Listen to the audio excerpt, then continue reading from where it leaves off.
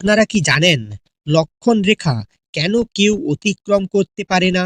লক্ষণ রেখা কি শুধু একটা দাগ ছিল, নাকি এর ভেতরে লুকিয়ে ছিল ভয়ঙ্কর এক রহস্য যা অতিক্রম করলেই সর্বনাশ?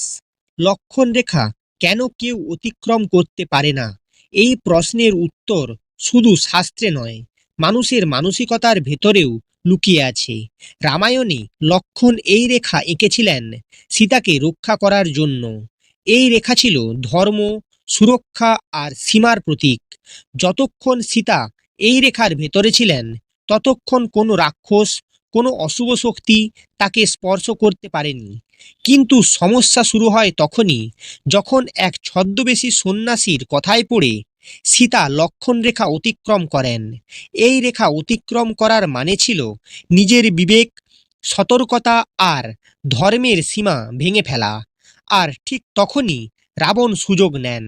তাই লক্ষণ রেখা শুধু একটা দাগ নয়, এটা আমাদের জীবনের সীমারেখা, যা অতিক্রম করলেই বিপদ অনিবার্য। আজও তাই বলা হয়, যে নিজের লক্ষণ রেখা ভুলে যায়, সে নিজেই নিজের সর্বনাশ ডেকে আনে। আপনারা কি কখনো নিজেদের লক্ষণ রেখা অতিক্রম করেছেন? কমেন্টে লিখে যান। আর এই ধরনের পুরাণ কাহিনী ভালো লাগলে চ্যানেলটি সাবস্ক্রাইব করুন, ভিডিওটি লাইক করুন এবং কমেন্টে লিখুন জয় শ্রীরাম।